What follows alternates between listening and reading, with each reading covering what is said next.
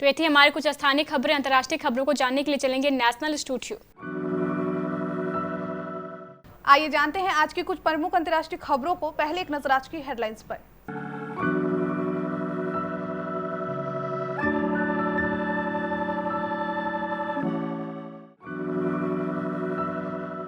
आजाद भारत में पहली बार किसी प्रेमी जोड़े को एक साथ होंगी फांसी, परिवार के 7 लोगों की हत्या की थी। लाल किला हिंसा मामले में मोस्ट वांटेड मनिंदर सिंह गिरफ्तार, घर से 2 तलवारें बरामद। कोरोना संकट पर सार्क देशों की बैठक कल, भारत करेगा मेजबानी, पाकिस्तान को भेजा न्योता। बॉर्डर पर मौजूद किसान नहीं जाएगा ट्रेन रोकने, राकेश टिकैत का बड़ा बयान।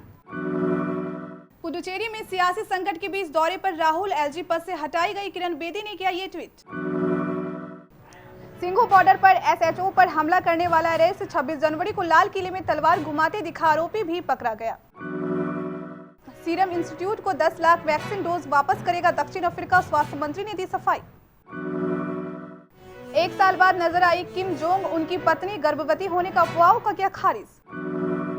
जल्द होने वाली है करीना कपूर की डिलीवरी, दुआ के लिए चर्च के बाहर पिता रणधीर कपूर के साथ दिखी मां बबीता। इंग्लैंड के खिलाफ होने वाले आखिरी 2 टेस्ट मैचों के लिए भारतीय टीम का ऐलान, उमेश यादव की हुई वापसी। शबनम और सलीम की बेमेल इश्क की खूनी दास्तां फांसी के फंदे के एक कदम करीब पहुंच गई है। 14 अप्रैल 2008 की रात को प्रेमी सलीम के साथ मिलकर माता पिता और मासूम भतीजे समेत परिवार के 7 लोगों का कुल्हाड़ी से गला काटकर मौत की नींद सुलाने वाली शबनम और उसके प्रेमी को फांसी देने के लिए मथुरा जिला कारागार का फांसी घर तैयार हो गया है। बक्सर से मनीला सन के फंदे वाले 2 रस्सा मंगाए गए हैं। मेरठ से जल्लाद पिछले वर्ष फांसी घर का निरीक्षण करने भी आया था। हालांकि अभी फांसी की तारीख तय नहीं हुई है। यदि शबनम और सलीम को फांसी होती है तो ये आजाद भारत का पहला मामला होगा। बीते 26 जनवरी को किसान द्वारा आयोजित ट्रैक्टर रैली के दौरान लाल किला में हुई हिंसा मामले में दिल्ली पुलिस को बड़ा कामयाबी मिली है। दिल्ली पुलिस की स्पेशल सेल ने इस मामले में मोस्ट वांटेड मनिंदर सिंह को कल पीतमपुर से गिरफ्तार किया गया है। इसके अलावा पुलिस ने मनिंदर के स्वरूप नगर स्थित घर से 2 तलवारें भी बरामद की है। बहरहाल दिल्ली पुलिस मनिंदर सिंह से हिरासत में पूछताछ कर रही है। आरोपी मनिंदर सिंह 26 जनवरी को बाइक पर अपने 5 साथियों के साथ ट्रैक्टर रैली में शामिल होने के लिए निकला था। अपने साथियों के साथ ट्रैक्टर रैली में शामिल होने के बाद लाल किले में घुसा और वहां तलवार लहराते हुए डांस किया। साथ ही इसने दूसरे प्रदर्शनकारियों को भी उकसाया। आरोपी स्वरूप नगर इलाके में खाली प्लॉट पर तलवार चलाने की ट्रेनिंग भी दे रहा था। कोरोना संकट को लेकर दक्षिण एशियाई क्षेत्रीय संगठन देशों की बैठक कल यानी गुरुवार को आयोजित होगी। बैठक की मेजबानी भारत करेगा। खास बात यह है कि भारत पाकिस्तान के बीच पिछले 1 साल से जारी तनाव के बीच मोदी सरकार ने बैठक में भाग लेने के लिए पाकिस्तान को भी आमंत्रित किया है। मीडिया रिपोर्टर से यह जानकारी मिली है। भारत की अध्यक्षता में सार्क देशों की बैठक 17 फरवरी को आयोजित होनी है। भारत की अध्यक्षता में सार्क देशों की बैठक 17 फरवरी को आयोजित होनी है। इस स्वास्थ्य सचिव स्तर की कार्यशाला में पाकिस्तान को भी आमंत्रित किया गया है। इस बैठक में वैश्विक महामारी कोरोना वायरस से निपटने और उसके बाद स्वास्थ्य क्षेत्र को मजबूत बनाने समेत कई क्षेत्रीय मुद्दों पर चर्चा होगी। इस बैठक के लिए भारत ने सभी सार्क समूह के देशों को आमंत्रित किया है, जिसमें पाकिस्तान भी शामिल है। इनमें से कई देशों ने पुष्टि की है कि वे बैठक में भाग लेंगे। आगामी सार्क देशों की बैठक को उच्च स्तरीय गणमान्य संबोधित कर सकते हैं।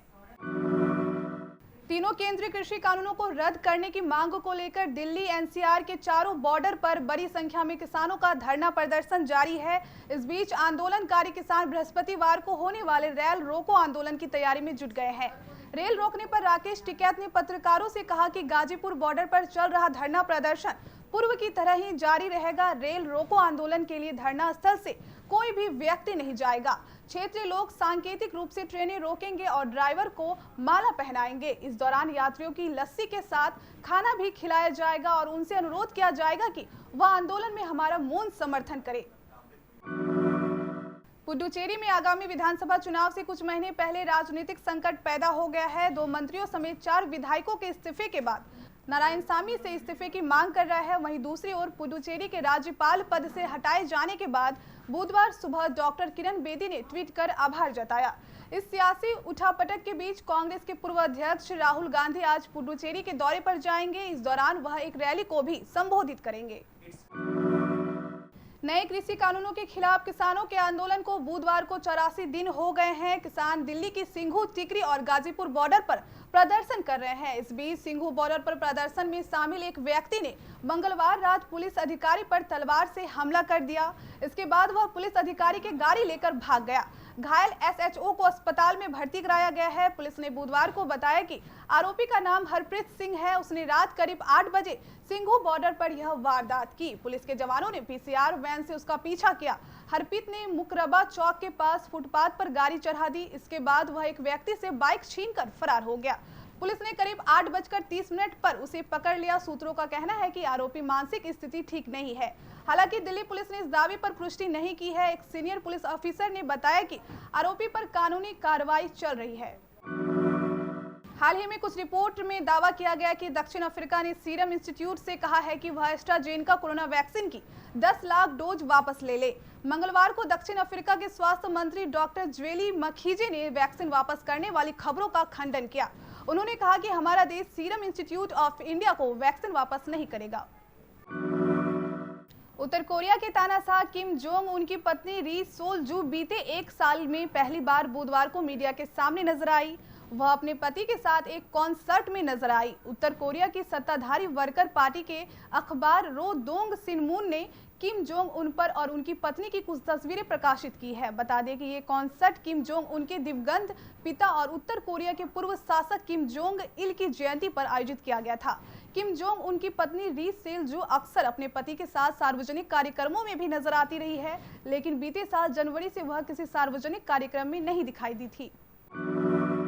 करीना कपूर जल्द ही दूसरी बार मां बनने वाली है। जल्द ही उनकी डिलीवरी होने वाली है।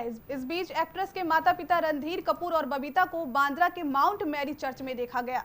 ऐसे में कहा जा रहा है कि ये दोनों अपनी बेटी की और उनके आने वाले बेबी की अच्छी सेहत के लिए दुआ करने के लिए चर्च आए थे।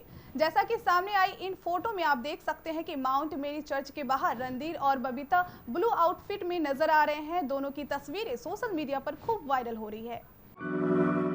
भारत और इंग्लैंड के बीच 4 टेस्ट मैचों की सीरीज खेली जा रही है। पहले 2 टेस्ट मैच खेले जा चुके हैं और फिलहाल दोनों टीमें 1-1 की बराबरी पर है।